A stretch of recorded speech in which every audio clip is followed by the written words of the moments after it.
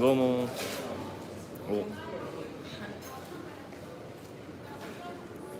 日本は地震大丈夫ですか？よいしょ。すいませんね、スマホが固定できなくて。日本は地震大丈夫ですか？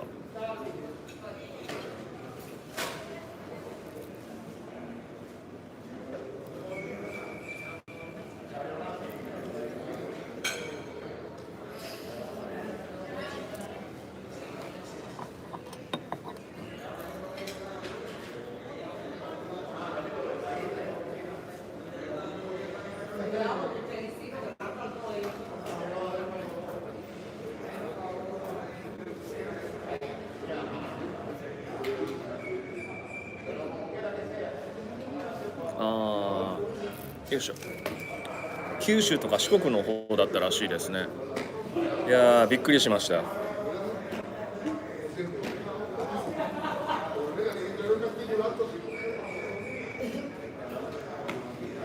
なんか前の大雪とか地震の時もそうでしたけど、俺が日本にいない時になんかめちゃめちゃでかい災害が来るんですよね。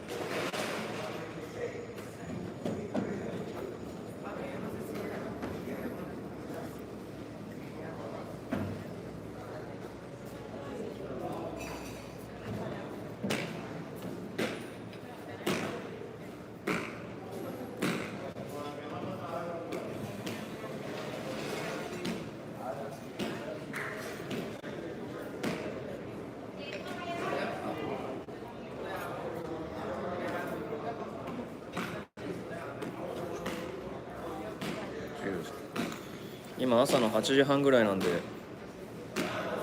ここのカフェテリアも掃除してるんですけれども、キューバの人の掃除の仕方っていうのが結構独特で、なんだろうな、掃き掃除とか掃除機とか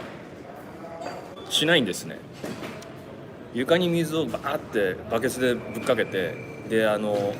ゴムのついたワイパーみたいなやつで全部外にかき出すんですけれども、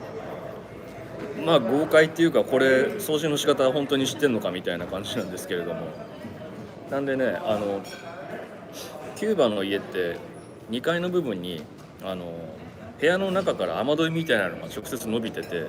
そこに水捨てて外に流すんですよね。だから早朝キューバの街中歩いてると、その2階の部屋からニューって伸びてる雨どいから部屋掃除した汚水が落ちてきて、大変な目に遭うんですけれども、まあね、運よくかぶったことはないんですけれども、朝キューバの街中でね、道が必ず濡れてるのはその外に捨てられた汚水だからなんですよね。雨が降ったわけじゃないんです。汚いですね。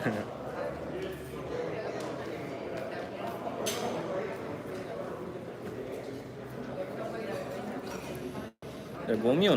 一つにまとめて捨てるとかじゃなくて、掃除して部屋の外、家の外に捨てるんで、別にきれいにしてるわけじゃないんですよね。ゴミを移動してるだけなので、まあ、国民性なんでしょうね。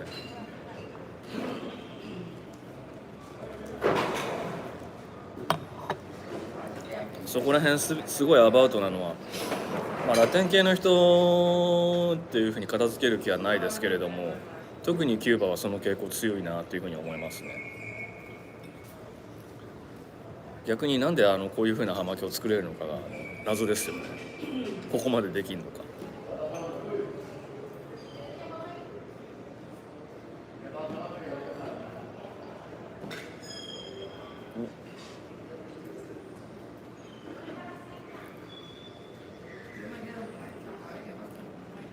こんにちは。日本はこんばんはですか？こんにちはですか？今キューバはご覧の通り朝ですけど。こんばんは。キューバ人もエビフライ食べますか？そうですね、キューバ人はエビフライ食べないですね。というかキューバ人海産物食べないんですよ。魚だろうとエビだろうと貝だろうと、これはねエビフライですけれどもね、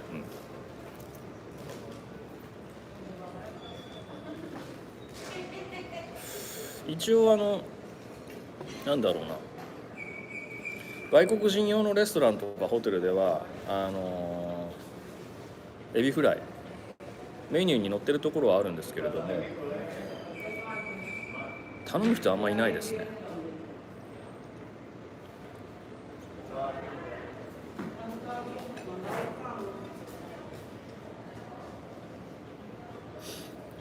なんでキューバ人が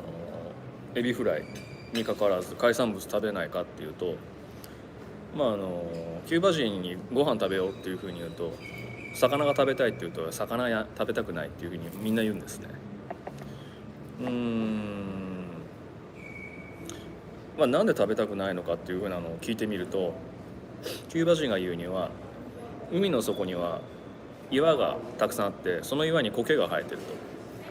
と。でその苔を魚が食べてるんだけど、その苔は毒が含まれてるので、それを食べた魚も毒になってるから、食べると体が悪くなるっていうんですね。キューバ人ってすごい迷信深いところがあるんで、またなんか迷信かなと思ったんですけれども、調べてみたら熱帯の海によくいるシガテラっていうね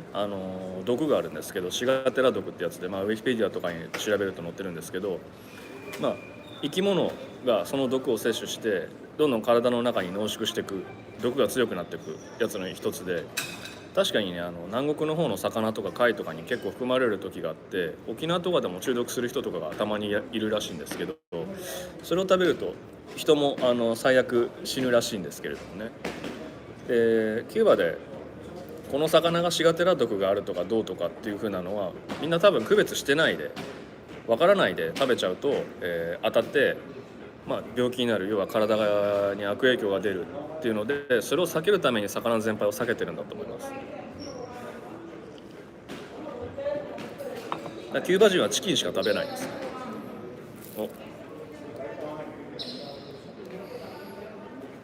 こんばんは。日本は22時です。そのエビフライ T シャツは日本で購入できますか？Amazon で購入しました、このエビフライ T シャツは。ただこれ一発でエビフライだと分かる人があまりいないんで、日本でも着る機会がないんで、もっぱらキューバで着てるんですけれども、これね素敵なのでね、探してみてください。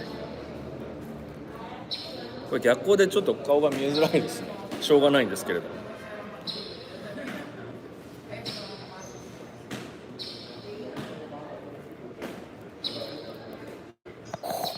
日本は地震とあと何でしょう、新型コロナがなんか爆発的に増えたみたいですね。つってもオミクロン株は感染者の数はものすごい確かにデルタ株の時に比べれば増えてるみたいですけれども、重症者とか亡くなる人が以前と比べると少ないですね。かかりやすいけれども、重症化しづらいっていう風なウイルスなんだと思いますけれども、そうなると風邪じゃんみたいな感じになるんですけれども、今日日本でどのぐらいかかったんですかね。毎日ライブ配信ありがとうございます。ありがとうございます。いや暇なのとね今多分日本まん延防止措置でしたっけだと思うんで、お店とかも多分いろいろ閉まってますよね。日本夜の11時だとしたらみんな家にこもってやることないかな、暇なのかなと思って、じゃあこっちライブ配信したら見てくれるかなと思って、反応がないと面白くないですからね。でこっちももうキューバなんて見飽きてるんでね、このホテルも何回泊まってるかわからないんで、ただ葉巻捨てるよりもなんか配信でしながらできればなというふうに思ったんで、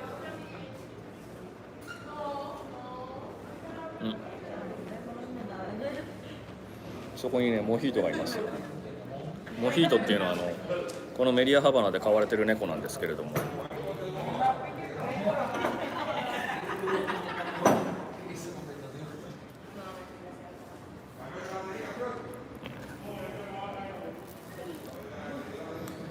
今のが共産主義猫モヒートです。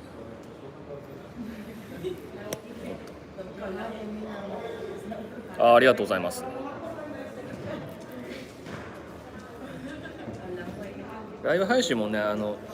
何喋ればねいいかね最初からテーマとか決めればねいいかもしれないんで、日本に帰ったらねちょっとやり方とか配信時間とか告知の方法とかいろいろ考えています。マジで逆光だなこれ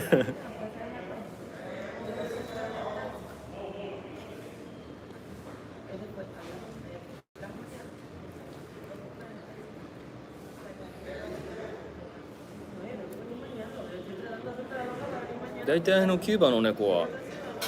ね勝手にポコチャが増えていくし、餌も衛生状態も悪いんで、みんな皮膚病とか病気持ちであんまり触りたいようなやつとかいなくてね、ガリガリで汚いんですけど、このモヒートはいいところでね買われて、お客さんの食べ残しいいものばっかり食べさせられてるからかもしれないんですけど、日本の野良猫みたいにムチムチ太ってて毛並みがいいです。世界的に見て野良猫が触れるぐらい綺麗なの日本ぐらいなんじゃないですかね。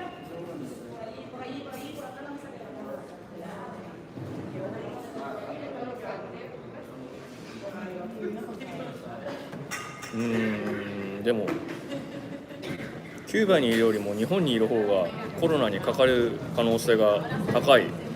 今高いんでしょうけど、そういう風になる状況っていうのは過去初めてですね。まあね、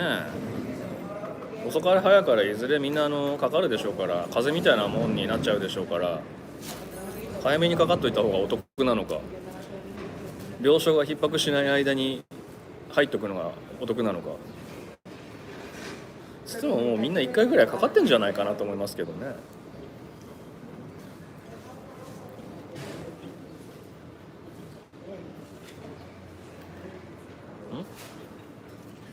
そうか、日本は土曜の夜か。やはり日本よりキューバで葉巻する方がうまいんですか。いや、葉巻はどこで吸っても美味しいと思うんですけれどもね。葉巻ってそれ単体で吸うことってほとんどないじゃないですか。例えば何か飲みながら吸ったりしますし、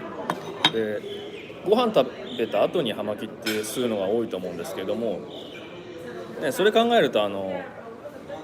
口に葉巻と一緒にするもの、その前に食べたものと、あとこの吸う時の雰囲気も含めて全部葉巻だと思うんですけど、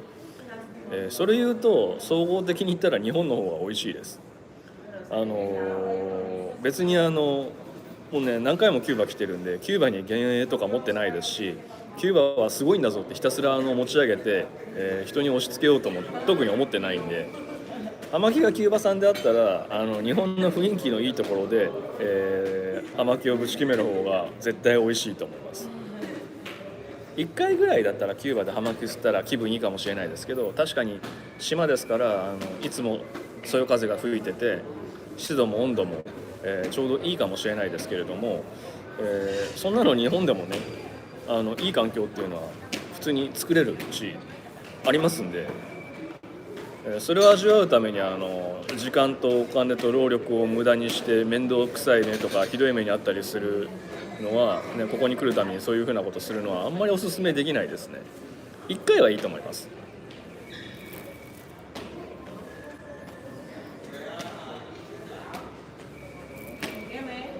ね、全国で5万4000、東京で1万2000、おお、東京で1万人超えましたか、1日に。もう診察しないでいいんじゃないですかね。診察するためにお医者さんとか看護師さんの時間とかね、病院の場所とか取ってたりしたら申し訳ないと思うんですけどね。大体重症化あんまりしないっていうふうに分かってる、もう分かりましたよね多分。こんなんだったら体調悪いなと思ったら、ちょっとオミクロンかもしれないですから自主的に待機しますみたいな感じにしてればいいんじゃないですかね。だって俺がこの間泊まった台場のプレハブの隔離施設みたいなのだって有限じゃないんですから、ね、本当に体調の悪い人とかだったらあそこに入ってあそこならお医者さんとかが常駐してますから、そういう風な人たちのためにね場所用意しておいた方がいいと思うんですけれども、まあね、でもいずれはこの勢いで感染広がっていったらかかってない人の方は多分今後少なくなって逆転現象が起きるんでしょうね。今まで日本だとかかった人がどうのこうのみたいな感じで言われましたけれども、かかってない人の方に注目が集まったら面白いですよね。星新一の SF のショートでありそうですけれども。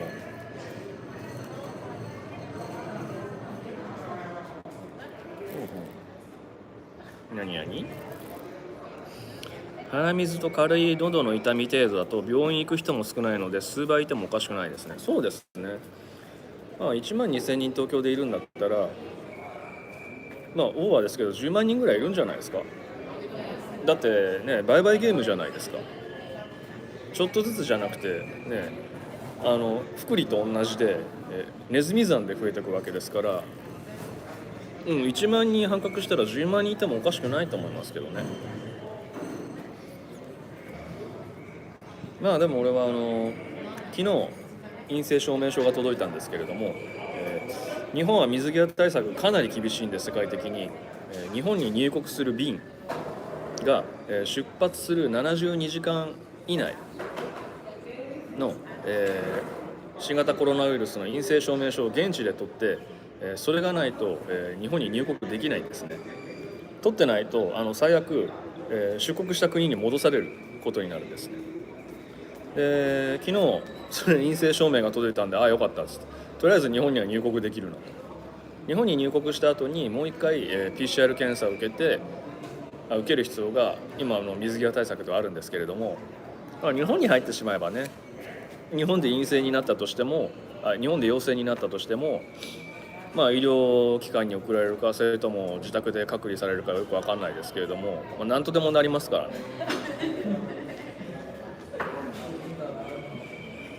さあ出国するぞっていう時にあなたは陽性だから飛行機に乗れませんのでまだこの国に行ってくださいって言われるのが一番辛いじゃないですか。だってその旅程で組んでいるわけですからね、着替えであるとか、いろいろもろもろの準備もその日程の中で組んでるわけですから、それがね何もなしでねもう一回振り出しに戻る1週間いてくださいっていうふうになったらね、それは悩ますよね。それは実際1回あったんですけれどもキューバでね、本当にね、最悪ですね、コロナが憎いです。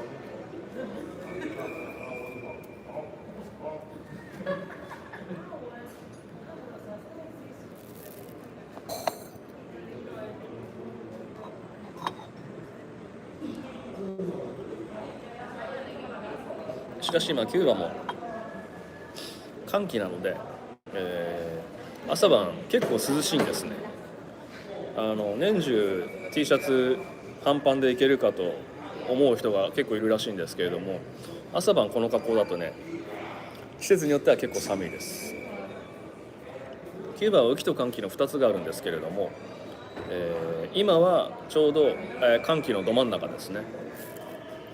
で雨とかはめったに降らないんですけれども朝晩寒い。雨季は、朝晩も暑い、結構うだるような気温が上がる、夏ですね日本で言えば。で、雨が雨季って言っても梅雨とかあんな風な感じでビシャビシャ降るんじゃなくてスコールみたいなのが一瞬降るっていうのが1日に何回かあるみたいなのが雨季なんですね。どっちがいいんでしょうね、よくわかんないですけど。ただ全般的に言えるのはキューバは、湿度高めですけれどもムシムシするっていう風な感じではないんですよね。湿度が高いっていうのは多分周り海に囲まれてていつも風が吹いてるからそうなるんだと思います。日本の盆地みたいな感じのムシムシした感じの湿度じゃないんですね。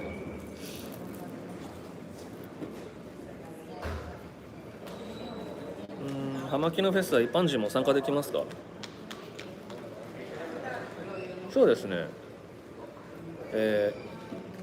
葉巻のフェスティバル、ハバノス SR が開催するものは、あれはインビテーションがあれば入れます。でインビテーションは基本的に、各国のラカサデルハバノ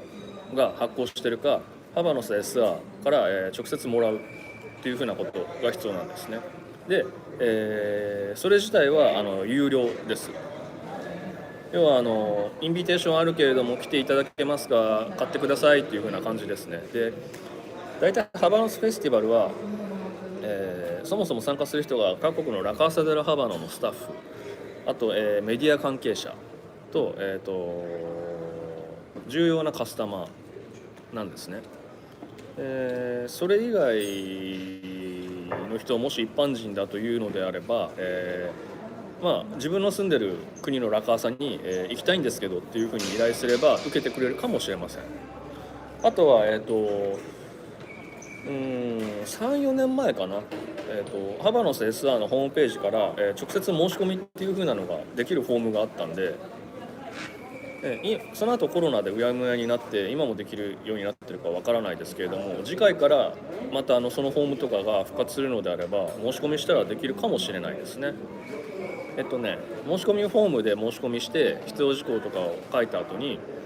現地に行って指定された場所に行ってお金を払ってインビテーションを受け取るっていう方法でしたね。それは、ご存知の通りね、今年はフェスティバルまたなくなっちゃったんでね、悲しいですけれどもね、年に1回世界中から集まる、大体見た時あるんですよね。話した時もあるし、同窓会みたいな感じだったんですけれども、ここ2年やらないんでちょっと寂しいですよね。それも含めてコロナが憎いんですけれども、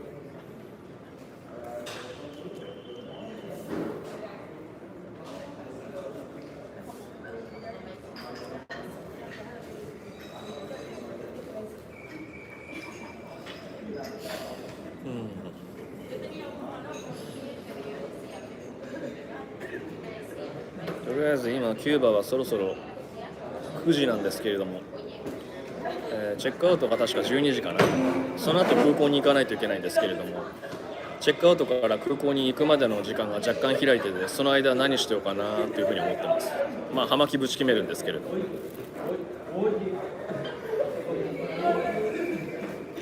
貴重な情報ありがとうございます。いえいえ別にこれはね、調べれば必ずどこからでも出てくることなので、どうってことない話です。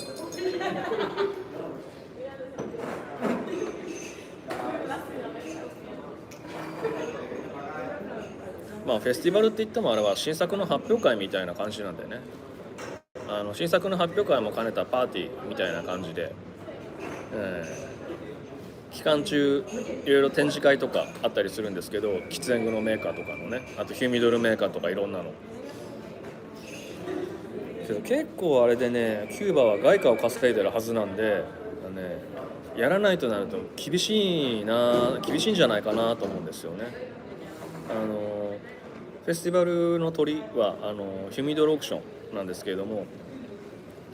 キューバの作家が一点物で作るヒューミドルっていうよりももうあれ美術工芸品ですね。大型冷蔵庫ぐらいの大きさのやつなんですけど、中に300本から500本ぐらい、各ブランドの葉巻が入れられたやつが用意されてオークションをやるんですけど、そのオークションがチャリティーオークションなんですね。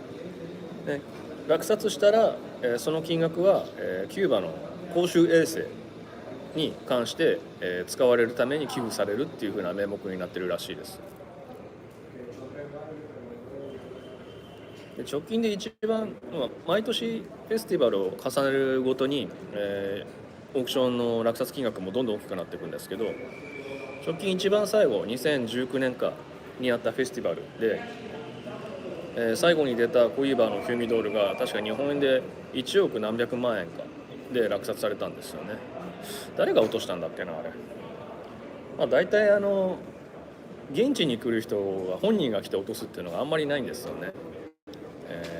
アラブのお金持ちか中国のお金持ちかロシアのお金持ちがエージェントをこっちに送り込んで電話入札すると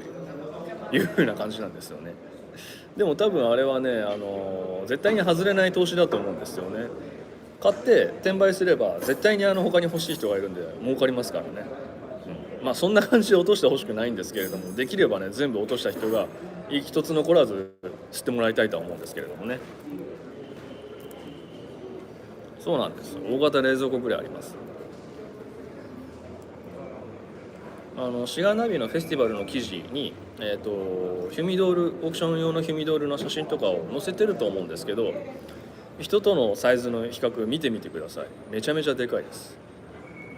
冷蔵庫か家具かみたいな感じのね、年々大きくなってるんですよね。昔は本当にヒュミドールのサイズだったんですけど、これヒュミドールっていうのか、無理があるだろうっていう風なサイズのとかがね増えてるんで、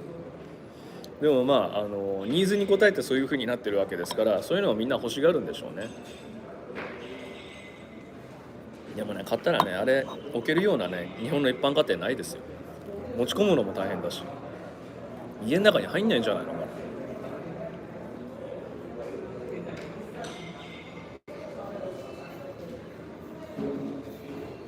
でヒュミドールオークション用だから特別な葉巻が入ってるかというとそうではなくて、現行品の葉巻に、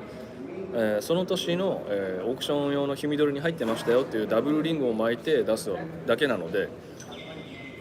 葉巻の価値としてはそんなにないんじゃないのかなと思います。ただ、ブランドによってはもう廃盤になってる葉巻とかを、もう一回復活させてそのヒュミドールの中に入れて出すものもあるんで、そういう風な葉巻がどうしても欲しいっていう風な人だったら、まあ移行してもいいんじゃないかなと思います。例えば2019年か2018年だったっけな、レイデルムンドのヒュミドールが出品されたんですけど、レイデルムンドってもうシュワスプレームとデミタスしかないじゃないですか。で入れるものがなかったんでしょうね。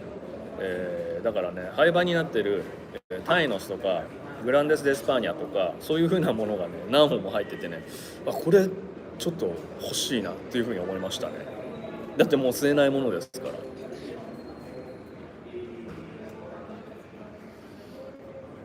そういう風に廃盤になった葉巻であっても、要はハバノスが作ってたわけなんで、当時のレシピがちゃんと残ってるんですね。だからそれ用の葉さえ準備できれば、ハバノスは廃盤になった葉巻も要はいつでも作れるわけなので、羨ましいですね。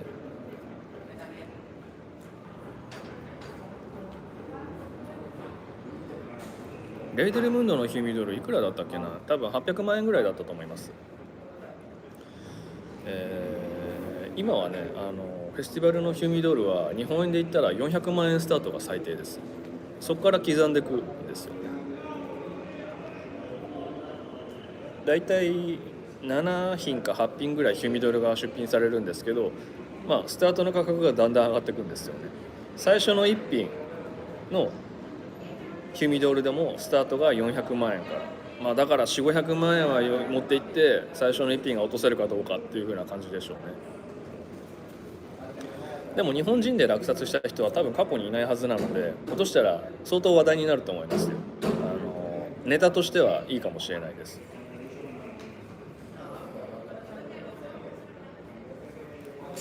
昔はそんな高額になることなかったんですけれどもね、やっぱり葉巻の人気が上がってきてるっていう風な証拠なんでしょうね。実際ハバノスが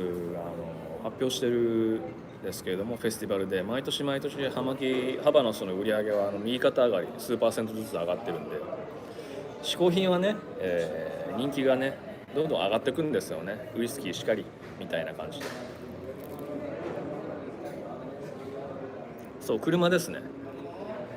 車買うのと変わんないです。車のオークションと似たような感じです。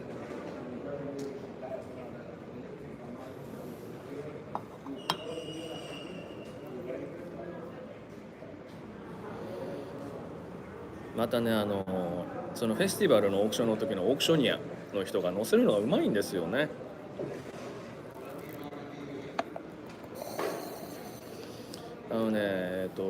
数年前に亡くなってしまったんですけど、そのハバノスのフェスティバルのオークショニアは、イギリスのディストリビューターのハンター&フランカのトップの、サイモンっていうおじいちゃんが必ずやってたんですね。でその人が亡くなったニュースはハバノスです、シガーナビの、記事にもしたんですけれども、まあおっちゃんがね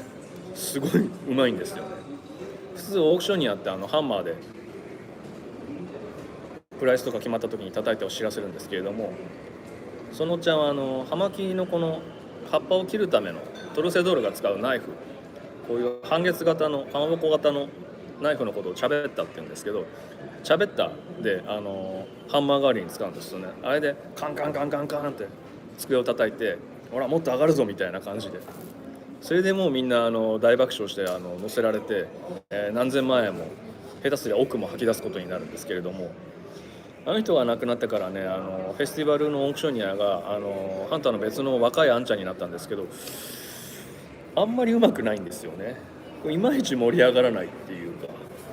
まあね、慣れればいいとは思うんですけれども、もうちょっとね、どうしても熟練のおっちゃんの技を参加してる人はみんな知ってるんで、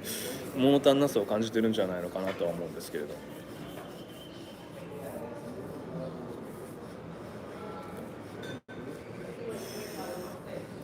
そのサイモンっていうハンターのおっちゃんが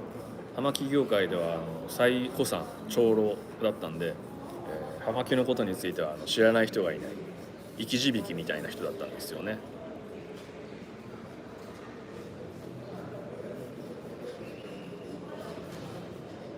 そもそもハンター&フランカーといえばイギリスのねディストリビューターでハバノスのディストリビューターの中で一番由緒あるところですから、ハバノスももう無視することができない大きさのところなので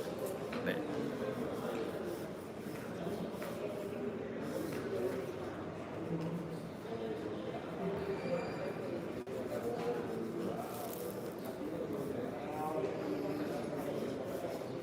世界で嗜好品を買える層が増えているので需要に供給が追いつかないのか、戦略的に、物量を限定しているのか、大人の世界は不思議でいっぱいです。ウイスキーもそうですけど葉巻もそうですけど、生産地では普通に積んであるんですよね。でコロナだから、生産者とかはやっぱりニーズ制限とかしてるとは思うんですけれども、現実問題溢れてるんですよね。要は供給が追いついてないのは普通に物流が止まってるだけの話なんで、別に卸業者が出し惜しみしてるとかそういう風なわけではないんですよね。当然どこの国でもね、日本もそうですけど物価も上がってますけれども、だからっつって葉巻とかウイスキーとかも、値段ガンガン上がってるから、ウイスキーはちょっとね投機的な価値を持っちゃったから話は別なんですけど、値段変わってないんで、例えばキューバでも、去年の2020年の6月かな、二重通貨が一つになったんですけど、その時に葉巻も値上がりしたんですけど、平均して数パーセントなんですね。でそれ以降は別に値上げしてないです。でキューバもね食料品とかの物価も上がってますけれども、葉巻は、国有の輸出品で外国のディストリビューターとの兼ね合いもあるから、一方的に値段を変えることはできないんですよね。でいきなりガーンと上げるなんてとんでもない、数パーセントです。で、それ以前に葉巻がキューバで値上がりしたのって相当前で10年近く前なんですよね。逆に言うと、キューバでは葉巻の値上がりってここ10年では、その 1,2 回しかないわけなんですよ。社会主義の国ですから、対面っていうのも重要だと思うんですよね。葉巻の値段とか上げたら、この国台所事情が悪いんだな、大変なんだなっていうふうに敵がたくさんいますから、そこを突かれてしまうわけなんですよね。それも含めてできないですし、現実問題葉巻の値段も別に上げてないっていうふうなのが、本当のところです。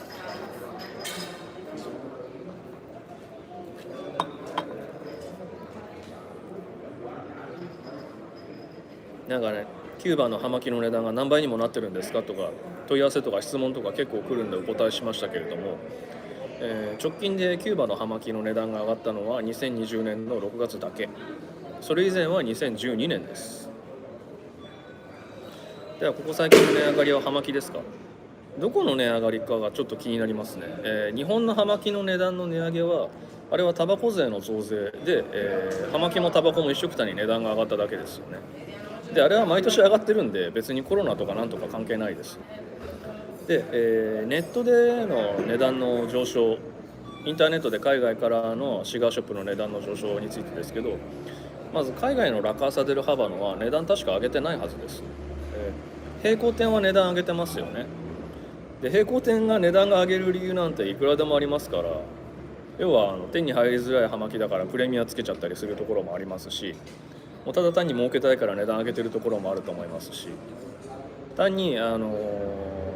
供給が少なくなってるから便乗値上げしてるところもあると思いますし、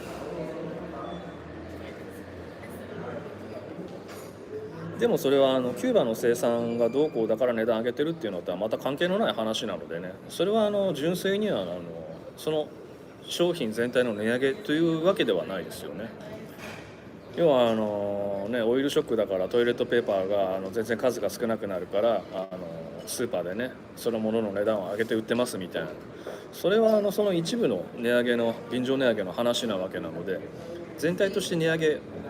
川の上流の方で値上げしてるっていう風な話ではないからまた違うと思います。そもそも平行店の葉巻は本物かどうかの保証すらないので、値段上げたらますます買う人少なくなっちゃうんじゃないのかなと思いますけれども。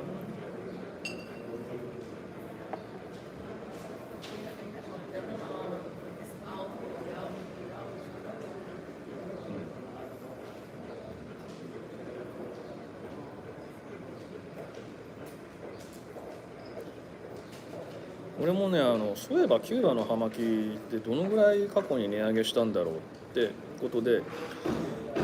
シガーショップでねマネージャーさん知り合いの人に聞いてみて過去の資料とか見せてもらったんですよ。値上げどのぐらい過去にあったって言ったら、いやキューバの葉巻はほとんど値上げしないんだよねっつってで見せてもらったら、やっぱりハバノスが公式に値段上げたのは2020年の、その通貨統一の時と、その人が遡れるのは資料の欠落があったかもしれないですけども2012年でしたね。はい、2012年も値上げあったんだと。でプライスもざっと見せてもらいましたけど、全ブランドで平均して、数パーセントっていう風なところでしたね。むしろ世界的に物の物価っていうのは常に上がり続けてるので、そんな風にね全然値段上げないでね葉巻を売り続けてるハバノスキューバは逆にすごいなっていう風に思ったんですけれども、例えばですよ、この葉巻であるとか、あるいは葉巻の入ってる箱、あるいは葉巻を作るために作られてるタバコの苗の葉っぱとかも全てキューバでは手作りなんですよね。でこれは、人件費がほとんどかからないこういったキューバという共産圏だからできる価格で販売されてるんですよ。例えばもう手作りでタバコの葉っぱを作って手作りで下ごしらえして手作りで巻いて箱も手作りで作ってでそれを売るってなると、日本のような資本主義の国であれば桁が一つ違うはずなんですよね。本来ならそれだけ支払わされるような労力を使って作られているものなので、むしろ葉巻っていうのはかかる労力に比べればものすごく安いです。間違いなくそう思います。だからこそこの値段で葉巻が吸えるっていうことを逆にキューバに感謝した方がいいと思うんですけれどもね。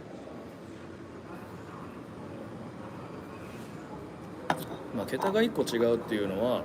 オーバーかもしれないですけれども、消費者の手に届いてる、いわば川下の一番下の部分の金額で大元キューバで、生産されててもおかしくないんじゃないのかなっていうふうに思うんですよね。そうなんです。だから葉巻吸う方は日々葉巻を吸う時にキューバの方に感謝して吸いましょう。キューバの農家の皆さん、工場の皆さんね、葉巻巻くのに巻くトルセドール以外の人だってたくさんいますし、むしろトルセドールっていうのは最後の仕上げで、それ以外の作業の方が葉巻はよっぽど多いわけなので、何百っていう風な工程を経てこの1本が出来上がるわけなので、そういう人たちに対してねリスペクトしてあげるといいんじゃないのかな。リスペクトしてあげるという言い方おかしいですよね。リスペクトするといいんじゃないのかなっていうふうに思います。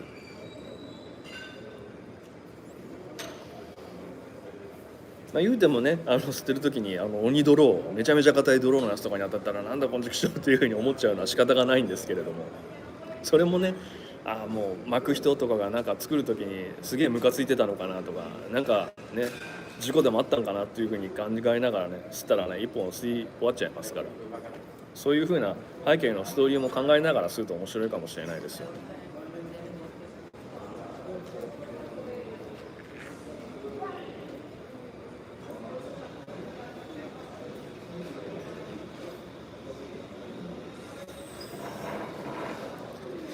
一応キューバもね2002年以降、ドローチェッカーっていう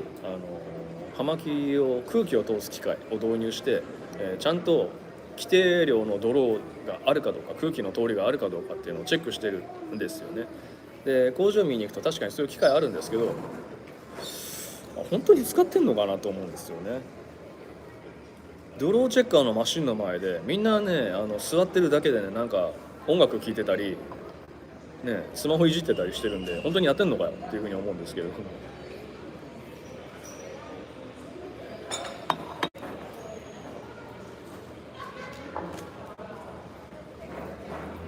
まあドローって難しいところで、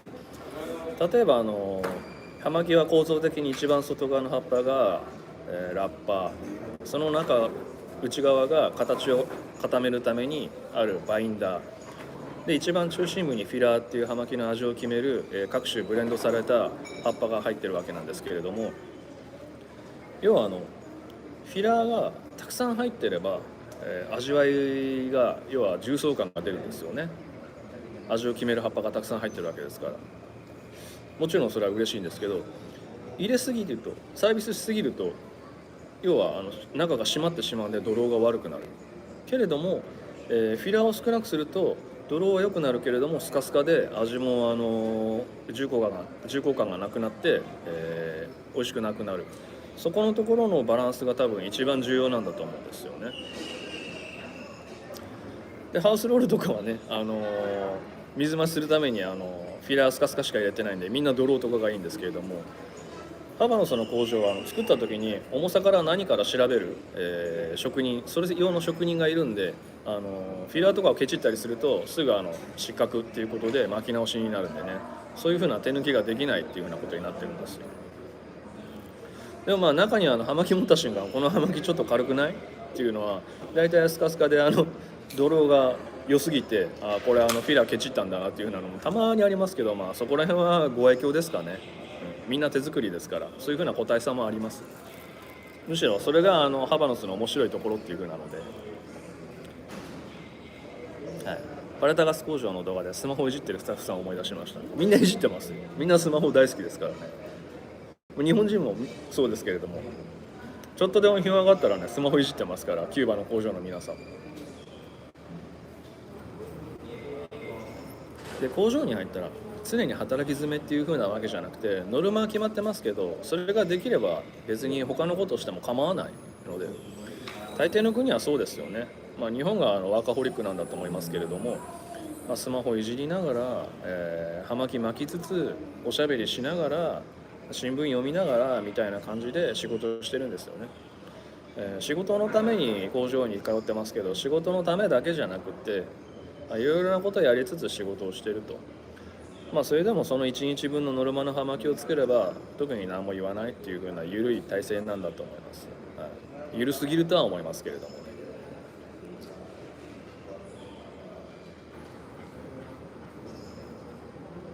パルタガスの工場もね、まあ、パルタガス以外もそうですけれども、中身もねちょっとずつ変わってたりするんでね、ちょくちょくね工場行ければいいなとは思います。さっきもちょろっと言った通り葉巻を巻く工程っていうのは葉巻を作るための工程のたった一つでしかないので、もうねそれ以外にもいろんな工程いろんな種類の職人もいて、むしろそっちの方が重要とも言えるので、そちらの方もね注目すると面白いかもしれません。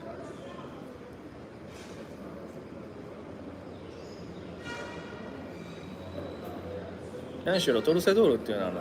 キューバの葉巻工場の中で職人の中で別に相対的に位置が高いわけじゃないんです。むしろ下の方です。キューバの工場の中で何といっても一番偉いのは、葉巻のこのレシピを、知っている人なんですよね。で、レシピを管理する職人の人はそれをたとえ工場長の人に出せって言われても出さない権利があるんですね。この葉巻を作るためには、何をいくつ何をいくつっていう風な厳密に決められたレシピがあって、それは、その人が引退する時に次の、その職人が引き継ぐ人にしか開示されないです。であとは、葉巻を箱に詰める時に、グラデーションになるように詰める色の順番とかを決める職人がいるんですけど、これはコロレスっていう作業で、それをやる人が必ず女性の職人で、エスコフィーダーでコロレスっていうんですけれども、その職人も位置が高くて、トルセドールとかよりも位置が高いです。要は重要な職人で誰でもできるわけじゃないっていうことなので、むしろトルセドールのやるいわゆる葉巻のローリングトルシードっていうのは、訓練すれば誰でもある程度できるようになるので、そこまで重要な職人ではないです。多分数も一番工場内でいる、種類の職人ですし、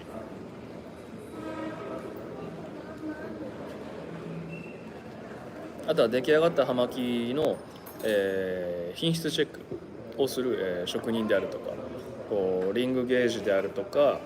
あとはラッパーの巻き具合であるとか、ドローのチェックとか、重さであるとか、ありとあらゆる面から葉巻をチェックして、最後はその一つかみ、50本作った葉巻の中からランダムで選んで味と香りもチェックするテスターとしても、やる仕事ですね。それも重要な仕事でいいですよね。葉巻を吸う仕事ってチェックの名目で、それで弾かれた葉巻とかは、ばらされて、もう一回り小さい葉巻にリサイズされるか、裁断されてタバコ工場に行くか、ばらされて各ラカーサデル幅のシガーショップに卸されてハウスロールの原料にされたりとか、いろいろ再利用されるんですね。せっかく労力使って作った葉巻の原料なんでもったいないんで、そのまま廃棄っていうのは絶対しないです。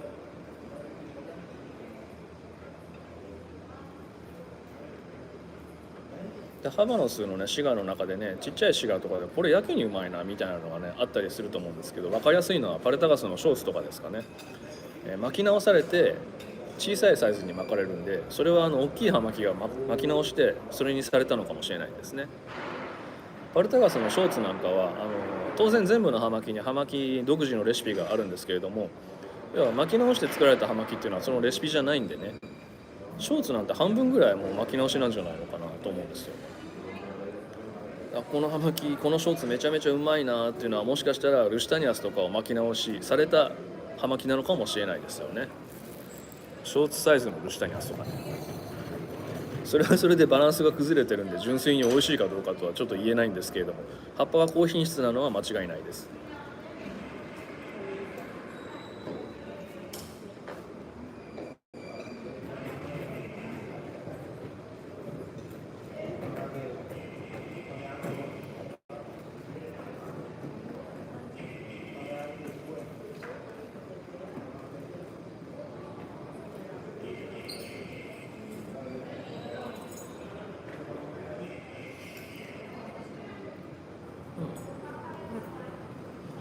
さてそろそろ葉巻もちびけてきた頃ですしね、